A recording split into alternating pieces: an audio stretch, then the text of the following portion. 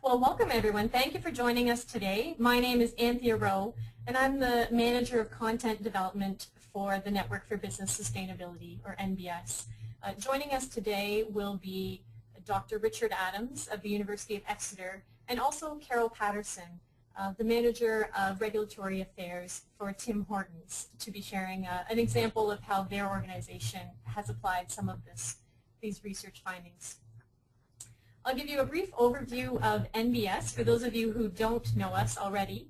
And NBS is a nonprofit organization that exists in order to bridge the gap between academics and managers. So our goal is to get the valuable research findings happening in academia into the hands of business leaders so they can really make organizations sustainable.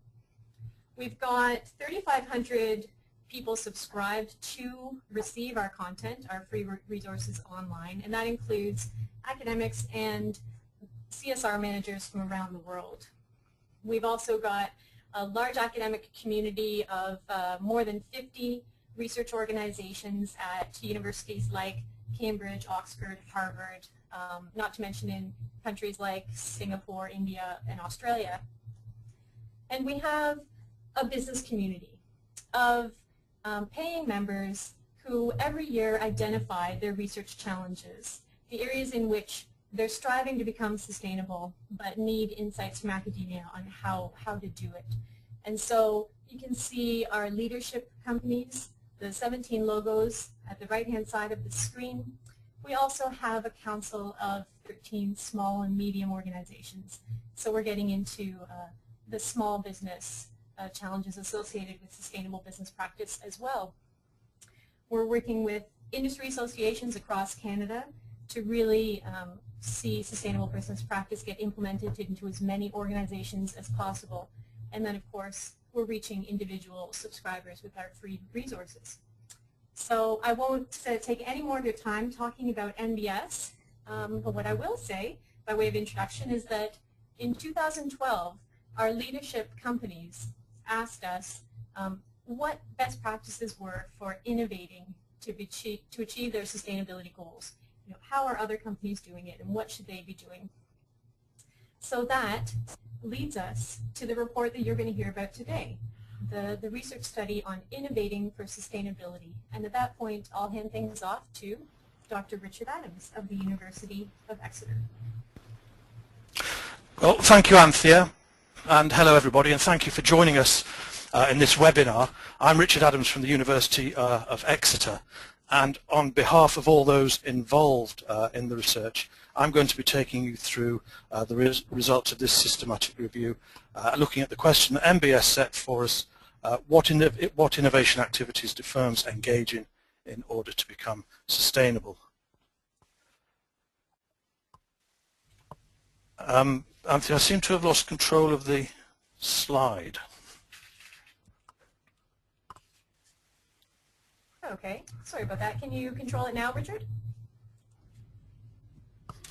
It's not moving. I can carry on whilst you try and sort this slide. Oh, there we go. That's just the research team. Too numerous to mention, but we were all involved in writing this systematic review for NBS, as I say, addressing this research question: what innovation activities do firms engage in to become sustainable?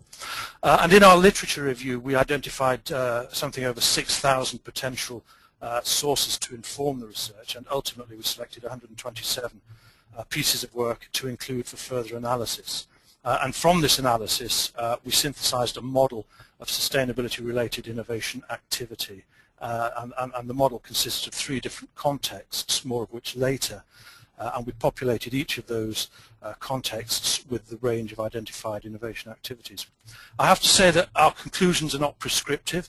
Our work isn't about what is right or wrong or what you should or shouldn't do. Rather, the review's usefulness is in providing input for your own conversations about sustainability. It's about the set of ideas and tools and practices that you might want to incorporate into your own thinking when addressing the challenge of sustainability. And the review will particularly help address the question of everything that we could be doing as an organization. What might we be doing, and how well are we able to manage that? So with that in mind, Let's start by saying, and once again I seem to have lost control of the slides, but let's start by saying that SOI is more complex than regular innovation. It's different from regular innovation and it's more complex. SOI is not just about the successful commercialization of new ideas, which is one popular definition of innovation, but it's made more complex by the need to incorporate social and environmental considerations. So any definition of SOI, to my mind, has to have three important features. It's a deliberate process. There's a wide range of potential targets for innovation. It affects more than just products and processes. And of course, it takes into account the three factors of the triple bottom line, delivering environmental and social as well as economic value. But if SOI is different from traditional innovation, and it adds layers of complexity and difficulty to the innovation process, why do it? Why engage in SOI? What's the business case for it? Well, from the literature we recognize a range of drivers, and it's important for us to understand something about this variety, because this variety appears to influence the sort of SOI that a firm might engage in. In other words, the motivations for doing SOI will affect the sort of SOI that you do. And these drivers include things like compliance. There are regulations that must be complied with. So if you continue to pollute, you may end up getting fined for that. There's some penalty for pollution. There is, of course, the bottom line impact of SOI, and the economic case for SOI has been well made for a number of decades now, going back to Michael Porter in the 1990s and others since then. Firms can also gain first mover or reputational advantages from being associated and moving towards sustainability, and there's a great opportunity to link a company's brand with social and environmental goals, and these kind of goals increasingly resonate with a wide range of stakeholders and populations. There's also the risk of public opprobrium for companies that ignore sustainability. And so addressing sustainability considerations can also confer or enhance a firm's social legitimacy or its license to operate. And for a small but increasing number of businesses, it's simply about doing the right thing. It's the right thing to do. Some firms are actively looking to move away from committing what might be called social and environmental damage in the execution of their business, moving towards a position of doing less harm and ultimately moving to a position of doing good and having a net positive impact. So there are many drivers for SOI, and as I say, the case is increasingly being demonstrated, and just as an example of that, this is what Sanjeev Chadha has said from PepsiCo, that sustainability is an increasingly important part of Pepsi's business. And others are saying similar things too. So that's something of the background, and as we worked our way through the research evidence, through the 127 different sources that I mentioned earlier, we mapped SOI activity across three dimensions. In terms of the first of these, area of focus, the top bar in this slide. Area of focus is about, it asks questions about what type of innovation is it. We're all familiar with product and process innovations, but there are opportunities in sustainability-oriented innovation for other sorts of innovation too, including organizational innovations, business model innovations, and so forth. And on this dimension, we noted innovations from, if you like, the purely technological fix perspective to more complex social and socio-technical innovations. By social and socio-technical, we mean that not only might there be technological change, but impacts are being felt in the wider social context, in the society of the organization, or in the wider society beyond the boundaries of the organization. And an example of the latter might include management innovations such as the use of life cycle analysis. And this social aspect is really important in SOI because what it does, it points towards there being a strong element of who in the SOI process, and it's not just about the what. The next dimension, the insular systemic dimension, reflects how the firm sees itself within a wider system. Does the firm see itself as part of society or as standing apart from society? The more progressive firms are looking beyond their boundaries. They pay attention to wider systemic considerations. They think not just about shareholders, but stakeholders too. And in this context, the environment can also be considered to be a stakeholder. And innovations here may include working in partnerships that might once have been thought inconceivable. An example here would be the case of cement manufacturer Lafarge and their relations with WWF International, the World Wildlife Fund. And at the start of their relationship, which has been going for something like 15 years now, Lafarge were responsible for something close to 2% of global greenhouse gas emissions. And at the beginning of this relationship, Lafarge and WWF had something of an antagonistic relationship, an antagonistic stance toward each other. But over time, they've managed to develop a working relationship that has proved to be really fruitful. They began together firstly by planting trees together as part of a Millennium Project, but as the relationship has grown, they have set more and more ambitious targets. And over the course of the relationship, WWF moved from being what they described as a gadfly to being an integral and important partner supporting Lafarge's newly stated ambition to become a net positive contributor to society and the environment. And over a 15-year period, this marks a colossal shift in this company's thinking and is positive testament to the power of the relationship with WWF. The third dimension, the standalone integrated dimension, is internal to the firm, and this describes whether innovations stand alone or are integrated into the firm through departments, across functions, and through vision and strategy and so forth. And in this dimension, SOI can exist as an add-on activity, a sort of bolt-on, an end-of-pipe technology, or it can also represent a philosophy that is diffused throughout the organization, informing what you might call the way we do things around here. And as we developed these dimensions, it became apparent to us that three contexts of SOI were discernible, crudely indicated by these dotted lines. And the lines are dotted and wavy to indicate that the boundaries between the contexts are somewhat porous. And we gave names to these different contexts and mapped SOI activity into the spaces. So as we move in this diagram, as we move from the left to the right and firms become more sustainable, differences in SOI activities are discernible. But what really discriminates between the three contexts is not so much the innovation activity, the range of activities that a firm does, because as we'll see as we progress through the presentation, firms across all three contexts use a range of tools or adopt new ways of working on new relationships. And I think what really discriminates between the contexts is the firm's ambition, its motivation, and its inspiration for engaging in SOI. So if you're thinking about locating your own firm in one of the contexts, I think the question you have to ask yourself and reflect on is not what configuration of SOI activities do we do, but rather, by doing SOI, what are we trying to achieve? Are we looking to save money? Are we operational optimizers? Are we looking to make a difference as a firm? Are we organizational transformers?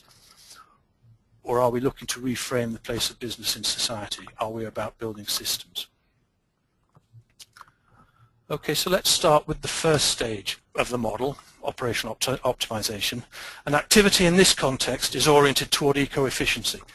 Typically, the firm's objective here is to carry on business as usual, but at the same time to look to comply with regulation and look for opportunity for sustainability-driven efficiencies.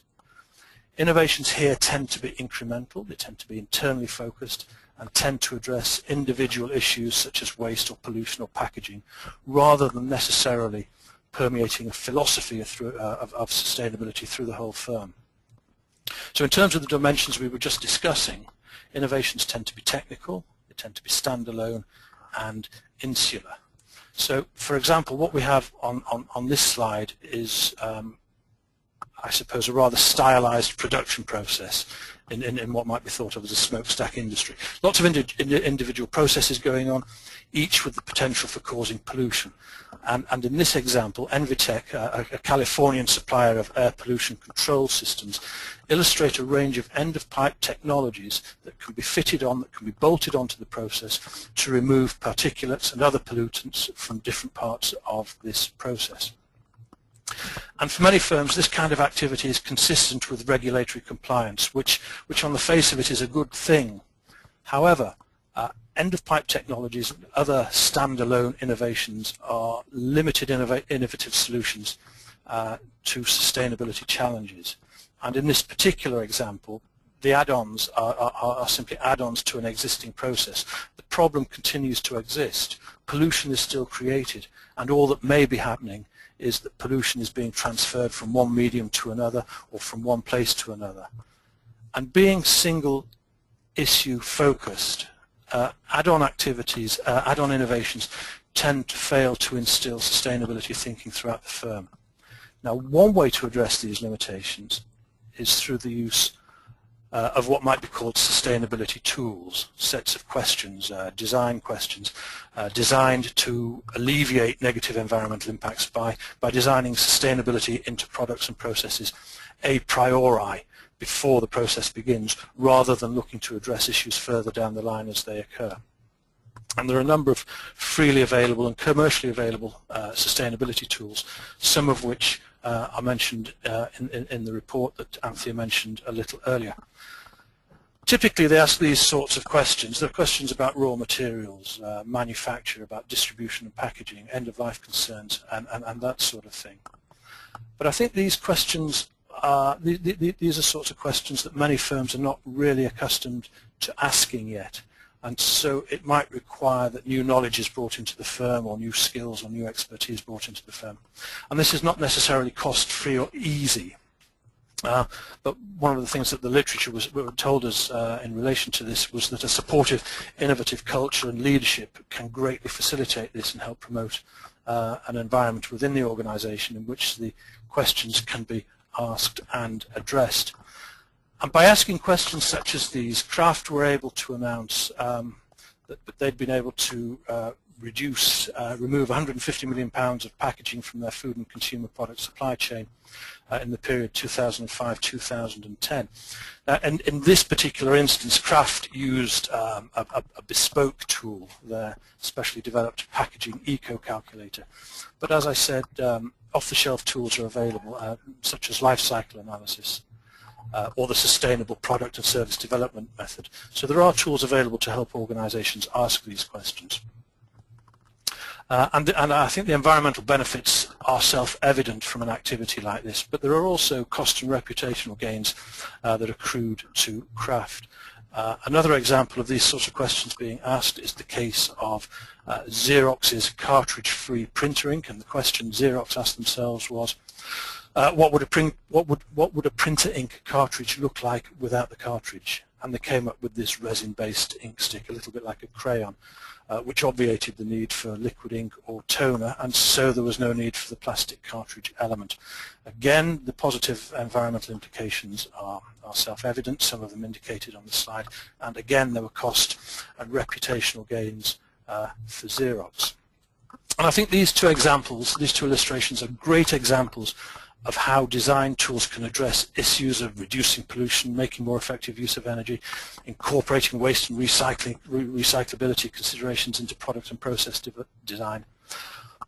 But the question it raises is, from a sustainability perspective, is this sort of operational optimization sufficient? And in the review, we describe operational optimization as a model of diminishing unsustainability. That is, resources continue to be used, but they're used less quickly than previously. We make more efficient use of them. Pollution and waste are still produced, but not in the same volumes as previously. And so in effect, we remain on the same flight path, and it's just that the journey will take a little longer. And so what we argue is that a shift is needed from diminishing unsustainability to becoming increasingly sustainable. And this is about organizational transformation and systems building, the second and third contexts of our model. Organizational transformation addresses some of the limitations we've identified already, but it's a more complex context. It's a context in which sustainability thinking becomes more pervasive throughout the firm. Sustainability is no longer about add-ons, but it becomes business as usual for the organization. It becomes the culture of the firm.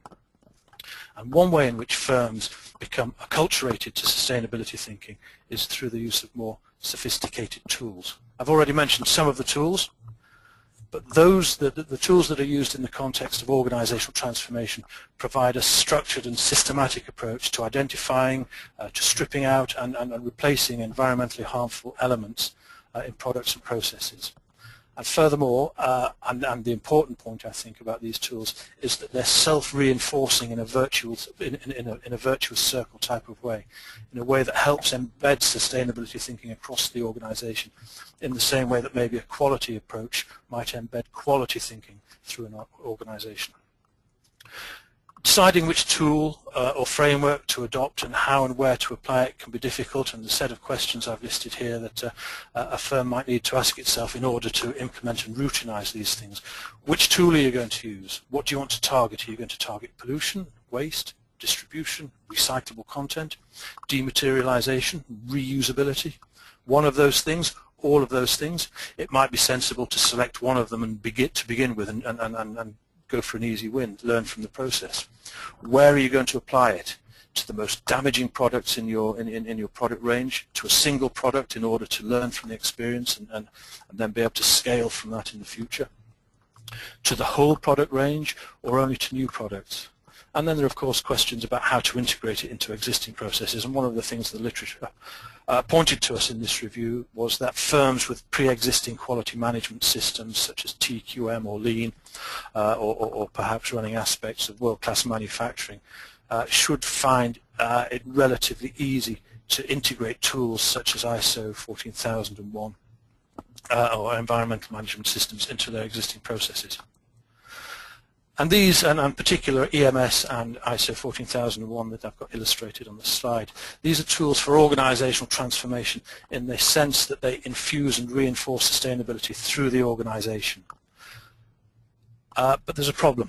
Many of the tools have grown out of the quality management paradigm, and they're pertinent to the firm's existing business model. And consequently, they've been criticized for constraining the more radical innovation that is needed in order to shift towards sustainability. And to stimulate more radical innovations, firms are drawing inspiration from a range of new sources. One of my favorites is biomimicry, which literally means to imitate life. And the approach encourages innovators to ask the question, what would nature do? How does nature do it? And there are hundreds of examples of biomimicry in the literature, from the example here about exploiting knowledge about the inherent strength in natural structures such as trees and skeletons to inform car body manufacture, to the development of the sticky material Velcro, to the development of almost frictionless surfaces modelled on the skin of sharks. And we have a PhD student at Exeter just begun to work with us, focusing on biomimicry as a source of innovation for business. So if you're interested in biomimicry, please stay in touch. But as well as drawing inspiration from how nature does it, the key message of biomimicry is the systems view. And that is that nature does not degrade the systems it relies upon to survive. This is an important message for us to hold on to. Other techniques we identified in the literature for stimulating more radical innovation included backcasting and actively searching for weak signals. Backcasting is about taking a desired end state, imagining a desired end state, and working backwards from that to discover and design the necessary intermediate steps to reach that desired state. Looking for weak signals is about it's about extending organizational search activities into unfamiliar fields. Ditch the tunnel vision and use the firm's peripheral vision to go beyond conventional market intelligence activities and begin to look for precursors of significant or developing trends. Many of the studies that we looked at stressed the critical role that sustainable supply chain management plays, and this is characterized again by its broader systems view. So here, sustainability principles inform the firm's relations with the whole value chain, from the original sourcing of raw materials through various companies involved in extraction, processing, manufacturing and so forth, right through to the end of the value chain to include consumption and disposal at end of life. And to achieve effective sustainable supply chain management, the literature was telling us that long-term collaborations with external partners are critical. So here there's something of a redefinition of relationships going on. Relationships are being increasingly conceived in terms of environmental and social impacts. And this is a shift toward networks of relationships in which sustainability value is created collaboratively rather than by individual firms. And some of the best examples of sustainable supply systems include the examples here, the Forest Stewardship Council and the Marine Stewardship Council, which have been developed through deliberate partnerships of industry groups, NGOs, social and environmental lobbyists, regulators, and the wider public. Now, one manifestation of this increasingly collaborative way of working is the phenomenon of industrial symbiosis, and in this, firms come together and become more interdependent. The slide here is an illustration of the Callandwood project, which is a well-known example of this interdependence. 8 firms concurrently cooperating to convert their environmental problems into business opportunities in which one company's waste material or waste energy becomes another company's resource. And in the UK we've got our equivalent, the National Industrial Symbiosis Programme, which was a project designed to help companies do something similar, identify waste streams and redirect that waste as raw material for other organisations. One of the things that they're very clever at is bringing organisations together of all sorts of size and from different sectors and encouraging them to ask, what are you throwing away that I might be able to use? And this slide details some of the achievements of the programme and to my mind provides evidence to support the role of industrial symbiosis in helping business improve profitability, improve competitiveness, but also importantly improve environmental performance. However, the phenomenon raises important questions about whether or not it is in the capacity of individual firms on their own to be sustainable, or whether or not sustainability can only be achieved within a wider sustainable system. And it's this question that demarcates the frontier of current thinking and practice and takes us into the third context of our model, which we call systems building. Now, systems building is a space in which the purpose of business in society is being reinvented and redefined. And examples of SOI activity here are more elusive than in the other two contexts. It's a much more challenging space to be in and fewer organisations are operating here, but those that do are engaging in high-level institutional dialogues to try and change the rules of the game. Other defining features of this context include sustainability thinking is highly integrated within the firm. It's a core value. The firm regards itself as embodied within a wider system and it acknowledges its responsibility within that wider system. SOI is also characterized by its socio-technological aspects. The who and the what are important, and experimentation is an important strategy. So how do firms go about reframing business? On the whole, contemporary business models and systems and infrastructures are poorly designed to deliver sustainable businesses. And so what we find from the literature progressive firms are doing is experimenting with new business models, with new ways of reporting and new platforms for innovation. In the US, the B Corporation has recently emerged as one such experimental model. And this is a new legal form which obliges firms who sign up to deliver societal benefit. In effect, the legal structure of B corporations is expanding the idea of corporate accountability so that firms are required to make decisions that are good for society and not just for shareholders. In terms of reporting, some firms have signed up to the Global Reporting Initiative, whose objective is to make sustainability reporting standard practice for all organisations. Other initiatives exist as detailed on the slide, and some firms have developed their own metrics and reporting practices. The important thing here is that signing up and making public the measurement and reporting of sustainability activities is a public and visible commitment to sustainability. It's not the case that operational optimizers won't or don't report on their sustainability activity or achievement. But what distinguishes this group is their transparency and also the extent to which reporting is incorporated into the standard financial reporting of the company, and also how these firms use sustainability metrics as a basis for further SOI in the firm. And it's also about the extent to which these organizations are prepared to be judged against these publicized metrics. Another area of innovation activity is around the idea of changing behaviors, for example, by transforming how products are delivered and consumed, and this is exemplified by the concept of servitization. The idea behind this is that human needs are fulfilled by services, not products. Customers buy what the product does, not necessarily the physical artifact. And a powerful example of this I first heard from the managing director of B&Q, a UK-based home improvement store, who reflected that the average lifetime use of the power drills he sold to domestic customers could be measured in minutes, if not seconds. And wouldn't it be better for the environment if a drill could be communally owned or communally used?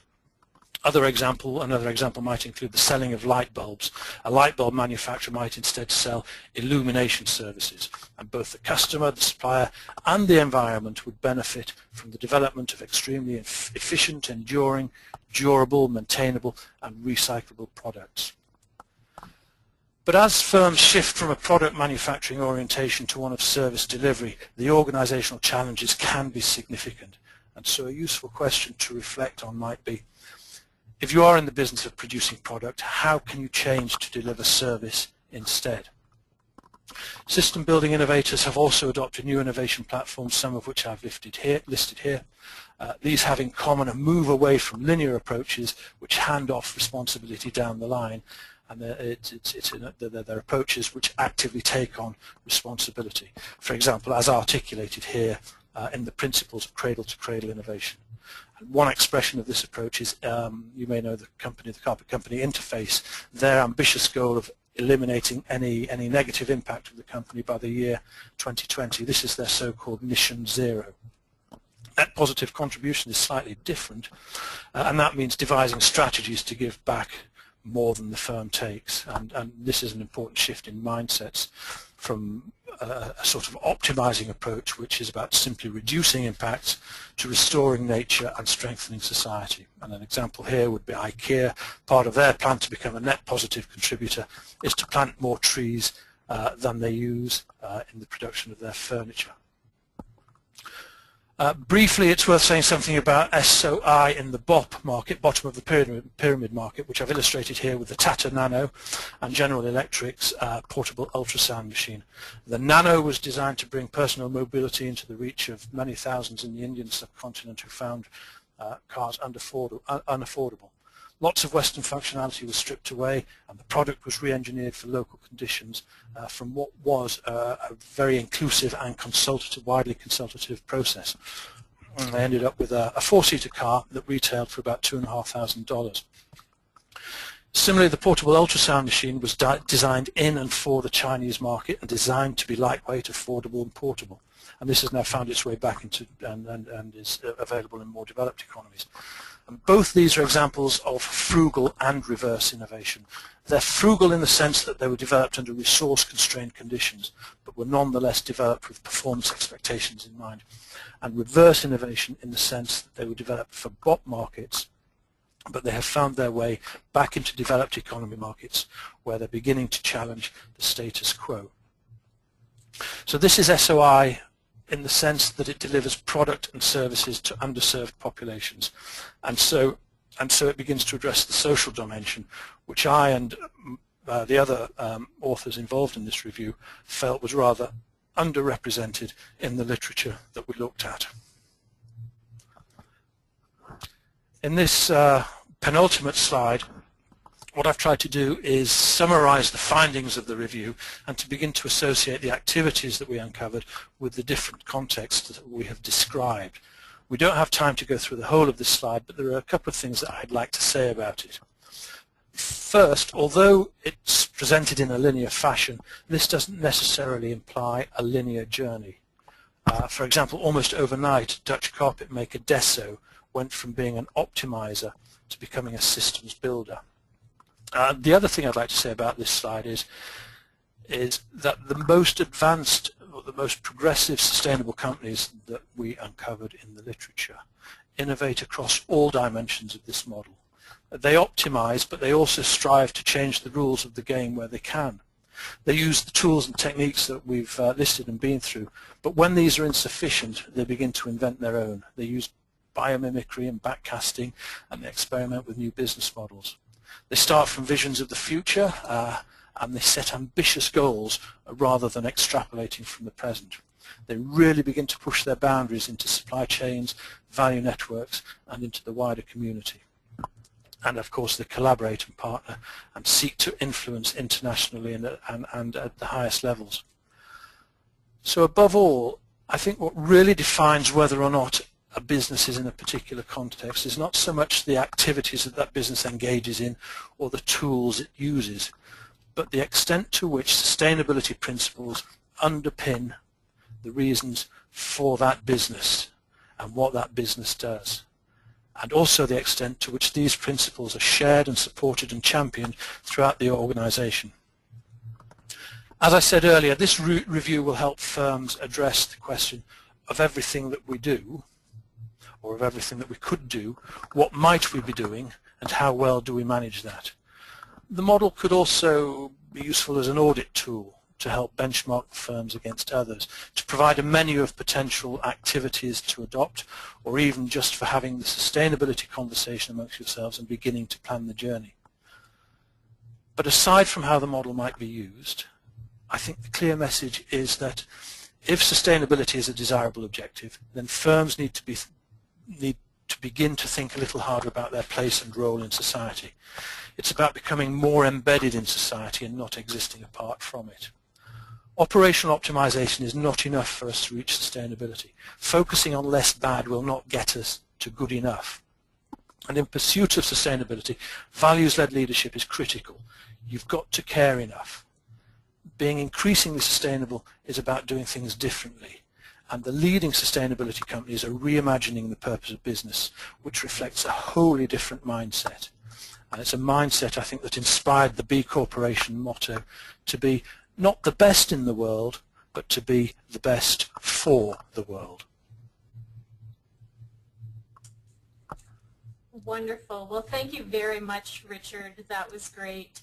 And to those of you listening on the line, we don't have time to take live questions right now. We still have to hear from our second presenter, Carol Patterson from Tim Hortons, who will speak about their closed-loop manufacturing program, their cup-to-tray program.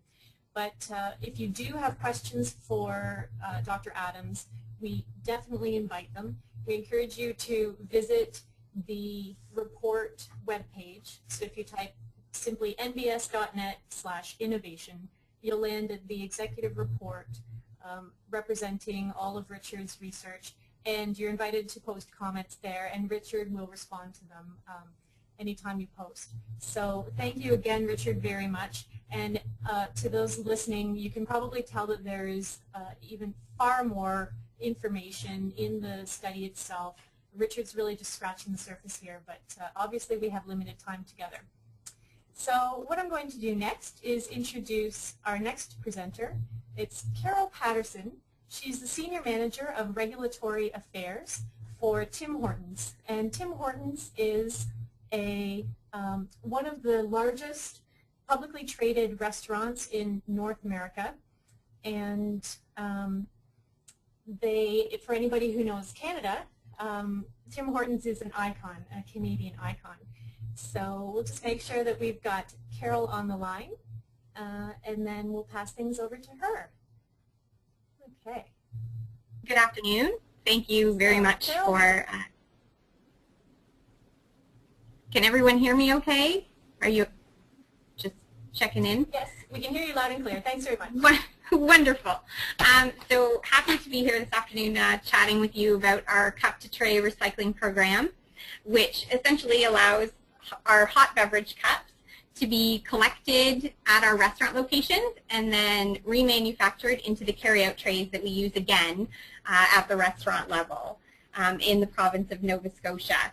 So I'm going to say right up front that while the focus of the presentation is around the hot beverage cup, the program does take a variety of paper packaging into the program, so things like Timbit boxes, donut boxes, soup containers, as well as the carry-out tray itself does go into that recycling program. And it did make the Tim Hortons the first in the quick service restaurant industry to implement a program like this one.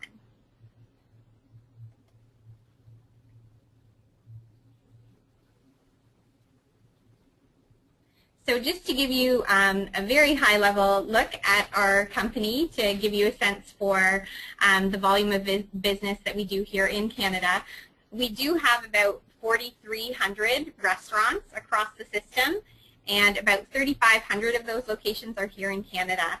And so that gives you a sense for why it is that we want to have a leadership position when it comes to the recycling of quick service packaging. We have a huge market presence. And so, you know, why the focus on the cup in particular? Because we do have a wide array of products that we sell. But at the same time, here in the Canadian marketplace, we are 8 out of every 10 cups of coffee that are served outside of the home, which certainly means that we have a responsibility corporately to take a leadership role on that. And we have a fantastic sustainability platform under the Making a True Difference banner, where we've made some very specific commitments and goals around what it is we're going to do in the area of diversion with hot beverage cups and other paper packaging. And at this time, we have a commitment to increase the number of restaurants diverting hot beverage cups by 20% by 2016 against our 2011 benchmark. And of course, beyond that, we obviously hear from the guests at our restaurants every day who are enjoying our product that they would like to be able to recycle or divert the cup in more locations, and we're always looking for the feedback from our guests. So certainly recycling hot beverage cups is at the forefront of what we're doing in the area of packaging.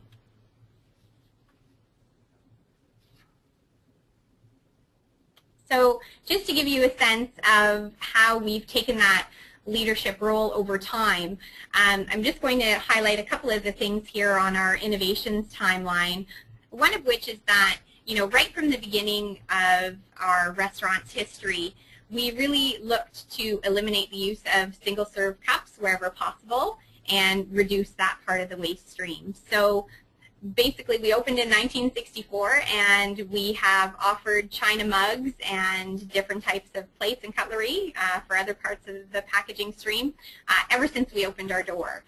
And since then, there's been a number of innovations, but in the year 2000, that was the first time that we launched a diversion program in Prince Edward Island for our hot beverage cups.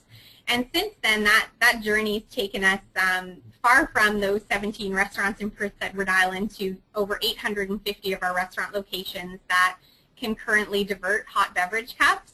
And certainly part of that journey was that cup-to-tray recycling program that was launched in 2011 that I'm happy to tell you a little bit more about here today.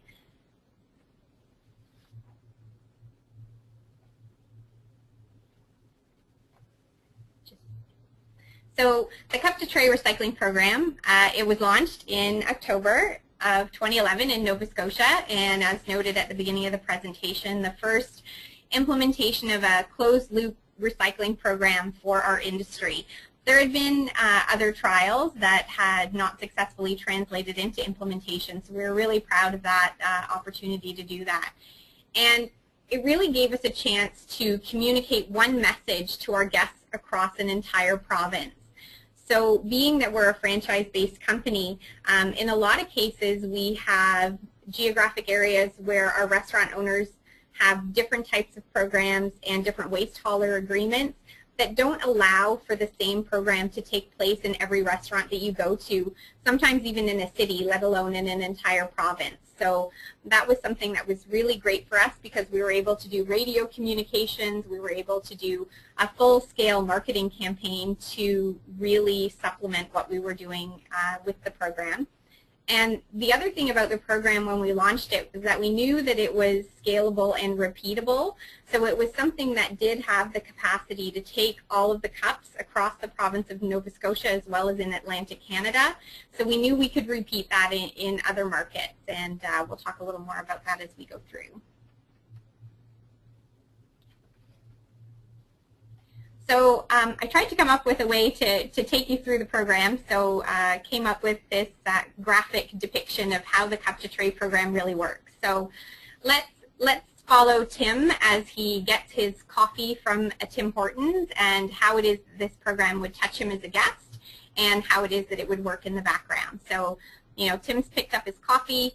He has enjoyed his coffee. He has returned to our restaurant, maybe through the drive-thru, maybe in the restaurant, and he is really excited because he can use one of our recycling multi-stream units to recycle that cup. And from there, one of our waste haulers would collect that cup and ensure that it is collected for recycling and destined for a recycling facility. In this case, Scotia Recycling was our recycling partner that made this happen. And they were located directly across the street from the manufacturer and mill, CKF, that makes our carryout tray, so headed there. And then it goes into a carryout tray. And the great thing about that program is certainly the idea that then, you know, Tim can come back and he can pick up some roll-up-the-rim coffees for him and all of his friends in his new carryout tray that may contain the fiber from the cup he used, you know, 3 weeks ago. And that again, he can take that carryout tray back to our restaurants and recycle it and place it again into the appropriate recycling stream, and that cycle just continues. And you know, at the end, I decided to put somebody who's really happy that this whole system is working and that the material is being recovered and the value is retained. So how did we get to a place where we could do this? And I was trying to use the framework from NBS to really take a look at how this would align with the way that you're looking at sustainable innovation. And I'm just going to highlight a few things on the slide to keep the time manageable and knowing that you'll be able to take a look at them yourself. In terms of being able to make this happen, certainly a big part of that was having targets and guidelines through our sustainability commitments and goals. That certainly laid the framework for all of us to be working on this in a serious way. And to complement that, we certainly needed both the internal and the external collaboration. There was a lot of really strong internal collaboration between our environmental affairs team, our regional marketing teams, our operations team. But without the external collaboration with our long-term vendor and supplier, which was CKF, we wouldn't have been able to really understand what the opportunity was. So we really needed to know what the vendors were thinking, what the waste haulers were capable of doing, as well as recycling professionals. And obviously that ongoing feedback from our guests was extremely important. And I think the last thing I would like to highlight on this slide was how important it was for us to look at unlearning outdated knowledge. If we'd just gone on the premise that we kept hearing that the cup wasn't recyclable and there were so many problems with the cup, we never would have come to this point where we have this innovative program. We would have just walked away and decided that we could focus our efforts elsewhere. So there was really a lot of education that was needed, both in terms of our waste haulers and the recycling professionals, as well as municipalities who had always been fighting the implementation of programs like this, worrying that it would contaminate their waste streams. So those things were all very important, as well as obviously the team member and guest training and education.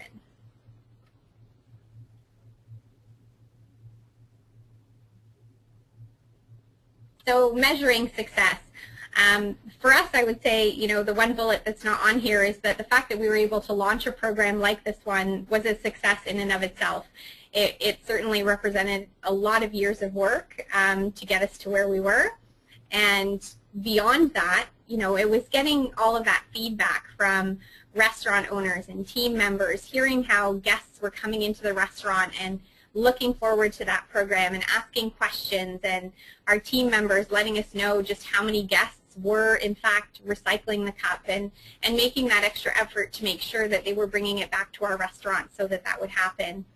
And another fantastic thing that happened that we hadn't anticipated in the first place was that we had a lot of organizations in the community reach out to us and say, you know, if we collect all of our cups at our college campus, could we bring them back to your restaurant location because our waste haulers aren't currently able to accommodate coffee cup recycling? And there's a photo on the slide there that's actually from one of the local community colleges that started bringing their cups back to a local restaurant owner for recycling, which was just such an unexpected thing, and we continue to get requests like that today.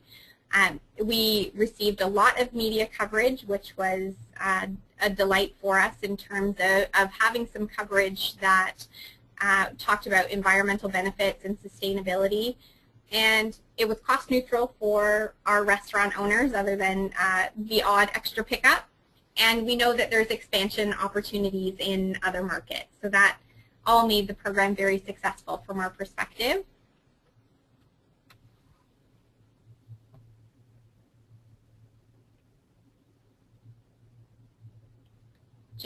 There we go. Lessons learned. It was really an interesting process because we included all of the stakeholders that we could possibly come up with, and it was really important to do so even if we felt they were folks that might not be supportive of the idea. And an example of that would be the idea of approaching municipalities that didn't necessarily have the capabilities of doing this at the curbside for residents at home. And initially, their gut reaction was, you know, we shouldn't be implementing a program that they can't implement for residents at home. It would just cause confusion.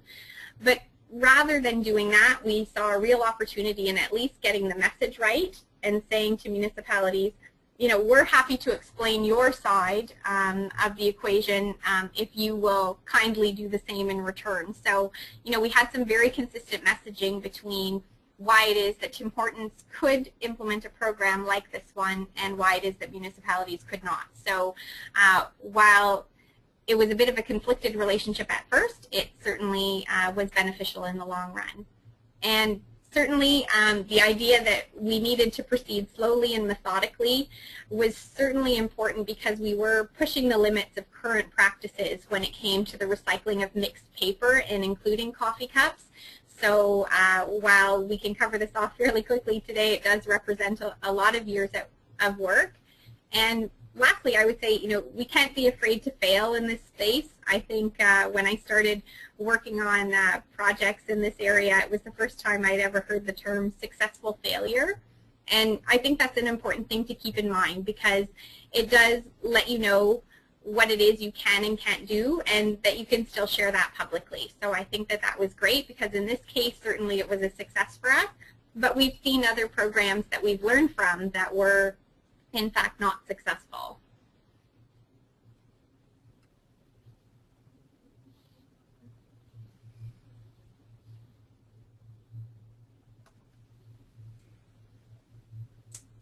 Okay. And there you go. So with that, that sort of concludes my part of the presentation, and my contact information is at the end. Wonderful. Thank you very much, Carol. That's great. And it's really heartening to see that it wasn't just Tim Hortons' desire to lessen its environmental impact, and you know, by establishing this this closed-loop cup and waste product recycling program, but that obviously you had such buy-in from guests and members of the community that you had people literally rounding things up at university and college campuses and driving them to your restaurants so that Tim Hortons could recycle them. That's fantastic. That's such an endorsement of the program.